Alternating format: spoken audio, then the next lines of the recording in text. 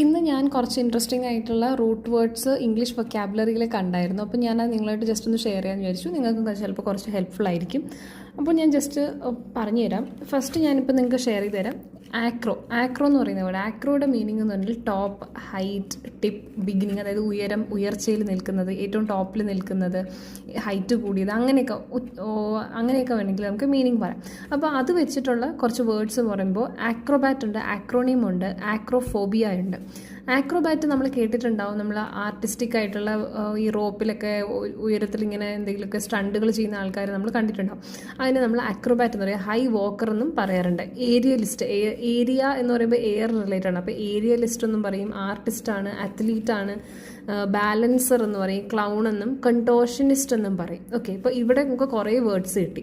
അടുത്ത് അക്രോണിമാണ്. അക്രോണിം എന്ന് പറയുമ്പോഴത്തേക്കും നമ്മളിപ്പോൾ ഫോർ എക്സാമ്പിൾ ഡിസ് എന്നൊരു വാക്ക് ഞാൻ പറയണം. അപ്പോൾ ഡിസ്ലൈക്ക്, ഡിസെൻഗേജ്, ഡിസ്മാൻറ്റിൽ.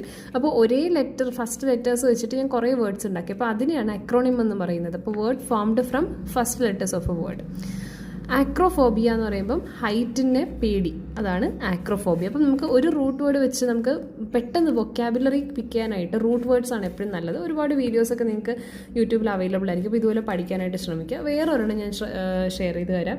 കാക്കോ എന്ന് പറയുന്നത്. കാക്കോ മീൻസ് ബാഡ്. ഓക്കെ, കാക്കോ എന്നൊക്കെ നമുക്ക് ചിലരൊക്കെ ഇങ്ങനെ പറഞ്ഞേക്കും. ഇറ്റ്സ് കാക്കോ. കാക്കോ എന്ന് പറയുമ്പോൾ ബാഡ് എന്നാണ്.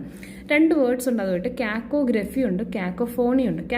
ഗ്രഫി എന്ന് പറയുമ്പോൾ ഇറ്റ് ഈസ് മോർ ഓഫ് നമ്മളെന്താ റൈറ്റിംഗ്, ലേണിംഗ് എന്നൊക്കെ ഉള്ള രീതിയാണ്. അപ്പോൾ നമുക്ക് കാലിഗ്രഫി പഠിച്ചിട്ടുണ്ട്, ഹാൻഡ് റൈറ്റിംഗ്.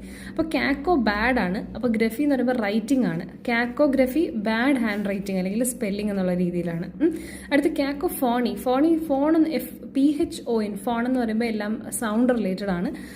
സോ കാക്കോഫോണി എന്ന് പറയുന്നത് അൺപ്ലസന്റ്. കാക്കോ ബാഡ് ആണ്, ഫോണി എന്ന് പറയുമ്പോൾ സൗണ്ട് ആണ്. അപ്പോൾ unpleasant mixture of loud sounds ആണ്. ഓക്കെ, അപ്പോൾ ഇങ്ങനെ പഠിക്കുമ്പോഴാണ് നമുക്ക് കുറേ വൊക്കാബുലറി പെട്ടെന്ന് കിട്ടുന്നത്. അപ്പോൾ റൂട്ട് വേർഡ്സ് വെച്ച് പഠിക്കാനായിട്ട് നിങ്ങൾ ശ്രമിക്കുക. It will take some time. നിങ്ങൾക്ക് ഒറ്റ ദിവസം കൊണ്ടൊന്നും പഠിക്കാൻ പറ്റില്ല. ഡെയിലി കുറച്ച് പഠിക്കുമ്പോൾ നിങ്ങൾക്ക് എക്സാമിനായിട്ട് ഹെൽപ്ഫുൾ ആവും.